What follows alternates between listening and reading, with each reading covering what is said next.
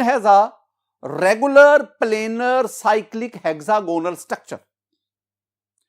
All the carbon-carbon bonds are of equal length. और हमने बताया था this one is of 1.397 angstrom. इस तरह carbon hydrogen bond that is 1.09 angstrom. All the carbon and hydrogen bonds lie in the same plane. This one, all these atoms are coplanar. ये हमने benzene का structure इसको study किया spectroscopic analysis से, x ray study से. अब हम इस स्ट्रक्चर को थ्योरेटिकली डिफाइन एक्सप्लेन करना चाहते हैं. My dear student, hybridization approach help us to explain the hexagonal framework of benzene. अब हाइब्रिडाइजेशन अप्रोच कैसे हमारी मदद करती है? According to atomic orbital hybridization, each carbon in benzene is sp2 hybridized. 6 carbon है बेंजीन में, हर कार्बन sp2 हाइब्रिडाइज्ड है. कैसे? मैं आपको एक कार्बन के बारे में बताता हूं, बाकी तमाम कार्बन सेम बिहेवियर शो करेंगे. मेरे पास ये कार्बन है. आप कार्बन के इलेक्ट्रॉनिक कॉन्फ़िगरेशन जानते हैं. अगर मैं ग्राउंड स्टेट में इलेक्ट्रॉनिक कॉन्फ़िगरेशन लिखूं स्टूडेंट, तो 1s2 2s2 2px1 2py1 2pc0. लेकिन अगर 2s वाला इलेक्ट्रॉन 2pz में प्रमोट कर जाए, now this one is the excited state electronic configuration. 1s2 2s1 2px1 2py1 2pz1. अब ये जो 4 सेकंड ऑर्बिट के जो ऑर्बिटल्स हैं, इनमें से एक s और 2 p इंटरमिक्स होते हैं और हमारे पास 3 sp2 हाइब्रिड ऑर्बिटल बनते हैं. और ये जो 2pz है, इट रिमेन्स अनहाइब्रिड. तो ओवरऑल हमारे पास 4 ऑर्बिटल आ गए. 3 हाइब्रिड sp2 और एक अनहाइब्रिड 2pz. इन चारों में एक एक इलेक्ट्रॉन है. अब स्टूडेंट, ये जो 3 sp2 हाइब्रिड ऑर्बिटल है, ये अपने आप को अरेंज करते हैं और हमारे पास ये एक ट्राइएंगुलर प्लेनर फॉर्म में अरेंज हो जाते हैं. ये आपके पास, और इनके दरमियान एंगल 120 डिग्री का है. हर हाइब्रिड ऑर्बिटल के पास, sp2 हाइब्रिड ऑर्बिटल के पास एक एक इलेक्ट्रॉन है. What about 2pz? My dear student, 2pz lie perpendicular to this triangular planar structure. इसके परपेंडिकुलर लाई करता है और 2pz आल्सो कंटेन्स 1 इलेक्ट्रॉन. मैंने आपको ये एक कार्बन में हाइब्रिडाइजेशन और उसका अनहाइब्रिड जो 2pz है उसके बारे में आपको समझाया. माय डियर स्टूडेंट, बेंजीन में 6 कार्बन एटम है, तो हर एक कार्बन यही हाइब्रिडाइजेशन फ्रेम ऑफ वर्क रखता है. अब हम क्या कहेंगे? मैं पहले आपको ना sp2 हाइब्रिड ऑर्बिटल, उनसे बनने वाले बॉन्ड्स, उनकी तफसील बताता हूं और फिर भी हम 2pz की बात करेंगे. माय डियर स्टूडेंट, हर एक कार्बन अपने 3 हाइब्रिड ऑर्बिटल के साथ, sp2 हाइब्रिड ऑर्बिटल के साथ 3 सिग्मा बॉन्ड बना रहा है. अगर आप इस कार्बन की बात करेंगे, यह कार्बन अपने इस कार्बन नेबरिंग कार्बन के साथ sp2 ओवरलैप करता है और यूं इन दोनों के दरमियान ये एक सिग्मा बॉन्ड बन गया. यही कार्बन अपने दूसरे sp2 हाइब्रिड ऑर्बिटल की मदद से ये दूसरे कार्बन के साथ sp2 ओवरलैपिंग करता है, एक और सिग्मा बॉन्ड बन गया.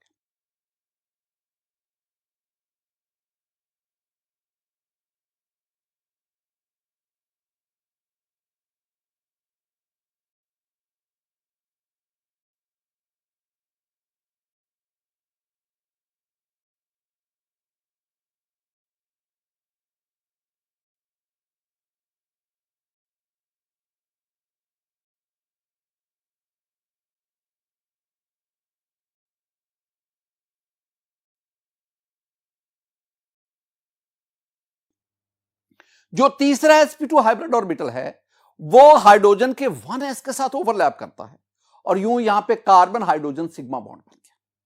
माय डियर स्टूडेंट, ये 6 के 6 कार्बन बिल्कुल इसी तरह एक दूसरे के साथ ओवरलैपिंग करके बॉन्ड बनाते जाते हैं.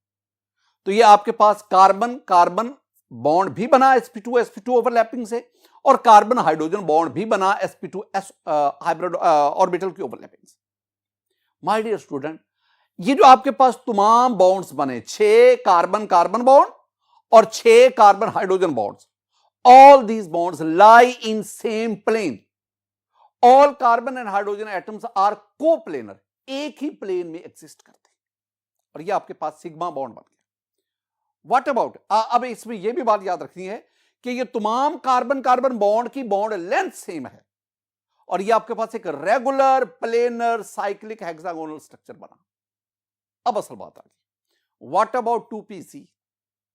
अब मैंने आपसे कहा कि हर कार्बन का 2pz वो sp2 हाइब्रिड ऑर्बिटल के परपेंडिकुलर लाई करता है। अगर मैं हर कार्बन का sp2 हाइब्रिड ऑर्बिटल शो करूं तो आपके पास ये बना। अब इसमें क्या है स्टूडेंट, मैं आपको समझाने के लिए ना ये बेंजीन के रिंग में जो कार्बन है ना इनकी मैं नंबरिंग कर देता हूं, लेकिन ये याद रखना कि जब तक बेंजीन पर कोई सब्स्टिट्यूएंट नहीं ना आता आप इन कार्बन की नंबरिंग नहीं कर सकते। मैं तो सिर्फ आपको समझाने के लिए नंबरिंग कर रहा हूं। आपने इन कार्बन को 1 2 3 4 5 6 ये नंबरिंग दे दी। अब जरा गौर से देखना, कार्बन नंबर 1 और कार्बन नंबर 2 दोनों के दरमियान डिस्टेंस 1.397 एंगस्ट्रॉम। अब दोनों के जो अनहाइब्रिड 2pz ऑर्बिटल्स हैं ये आपस में पैरेलल ओवरलैपिंग करेंगे और यूं दोनों के दरमियान ये पाई बॉन्ड बना। इस तरह ये कार्बन नंबर 3 करेंगे, अनहाइब्रिड 2pz ऑर्बिटल्स हैं ये आपस में पैरेलल ओवरलैपिंग करेंगे और यूं दोनों के दरमियान ये पाई बॉन्ड बना। इस तरह ये कार्बन नंबर 3 और कार्बन नंबर 4 इनके अनहाइब्रिड p ऑर्बिटल ओवरलैप करेंगे, इनके दरमियान भी ये पाई बॉन्ड बना। इस तरह ये कार्बन नंबर 5 और 6 के दरमियान भी पाई बॉन्ड बना। अब अगली एक बात, कार्बन नंबर 1 को देखें, क्या कार्बन नंबर 1 कार्बन नंबर 2 के साथ, कार्बन नंबर 1 का 2pz कार्बन नंबर 2 के 2pz के साथ ही पैरेलल ओवरलैप कर सकता है? आंसर है नहीं। ये कार्बन नंबर 1 कार्बन नंबर 6 के साथ भी ओवरलैपिंग कर सकता है। वो क्यों? क्योंकि कार्बन 1 का कार्बन 2 से जितना डिस्टेंस है उतना ही इस कार्बन 1 का कार्बन 6 से डिस्टेंस है। इधर भी डिस्टेंस कितना है 1.397। इसका मतलब है कि carbon 1 it has equal opportunity to show overlapping of its 2pz with carbon number 2 और विद कार्बन नंबर 6। इसका मतलब है ये 1 6 के साथ भी 1 का जो 2pz ऑर्बिटल है ये कार्बन 6 के 2pz के साथ भी पैरेलल ओवरलैपिंग करेगा। इसी तरह ये जो कार्बन नंबर 2 था जिसने 1 के साथ ओवरलैपिंग की थी ये 3 के साथ ओवरलैपिंग करेगा। बिल्कुल इस तरह 4 कार्बन नंबर 4 उसका 2pz कार्बन नंबर 5 के साथ भी ओवरलैप करेगा। ये दो चीजें हमारे पास बन गई। ये दो वो बेंजीन के स्ट्रक्चर थे जो कैक्यूले ने इंट्रोड्यूस करवाए थे। लेकिन स्टूडेंट असल बात अब है, क्या जब कार्बन 1 कार्बन 2 के साथ ओवरलैपिंग कर जाता है 3 4 के साथ 5 6 के साथ, क्या ये जो पाई इलेक्ट्रॉन है ये यहां पे लोकलाइज्ड हो जाते? क्या यहीं पे खड़े रहते? आंसर है नहीं। ये अगर कार्बन 1 के साथ करेगा तो ये पाई इलेक्ट्रॉन यहां पे, लेकिन कार्बन 6 1 के साथ कर जाता है, 3 4 के 2 3 के साथ, 4 5 के साथ। इसका मतलब है ये पाई इलेक्ट्रॉन आगे मूव कर गए, फिर ये आगे गए। क्या मतलब? ये जो पाई इलेक्ट्रॉन है ना, दीज आर 6 पाई इलेक्ट्रॉन्स। ये जो 6 पाई इलेक्ट्रॉन्स हैं ये कार्बन एटम के दरमियान लोकलाइज्ड नहीं है, दे आर डीलोकलाइज्ड। ये मूव करते रहते। लोकलाइज्ड का मतलब होता है टिका हुआ, मुकामी, एक जगह पे ठहरा हुआ, वो यहां का लोकल है, मुकामी। डीलोकलाइज्ड का मतलब है जो मूव कर रहा हो, खाना बदोश, एक से दूसरी जगह मूव कर रहा हो। तो in case of benzene the pi electrons are not localized but they are delocalized. मैं एक सेंटेंस स्टूडेंट आपको बता रहा हूं, in benzene the pi electron show extensive delocalization, शदीद किस्म की डीलोकलाइजेशन होती है। और आपके पास ये बेंजीन के जो प्लेनर स्ट्रक्चर, इसके ऊपर और नीचे इलेक्ट्रॉनिक क्लाउड, एक शेथ बन जाता है, बिल्कुल इस तरह, जिस तरह वो डोनट नहीं होता, बिल्कुल उस तरह का एक शेथ बन जाता है इलेक्ट्रॉनिक क्लाउड। और यहां पे इलेक्ट्रॉन तेजी से एक्सटेंसिव डीलोकलाइजेशन, बाद बुक्स कहती है कि 1 सेकंड में ये इलेक्ट्रॉन, पाई इलेक्ट्रॉन 12 अरब चक्कर लगाती है। दिस वन इज इलेक्ट्रॉन, बाद बुक्स कहती है कि 1 सेकंड में ये इलेक्ट्रॉन, पाई इलेक्ट्रॉन 12 अरब चक्कर लगाती है। This one is extensive delocalization. तो प्लेनर स्ट्रक्चर के ऊपर और नीचे ये extensive delocalization of pi electron होती है। एक और आपको बात बताता चलो माय डियर स्टूडेंट, ये सेंटेंस याद रखना, when there is a delocalization there is stability. जिस मॉलिक्यूल में डीलोकलाइजेशन होगी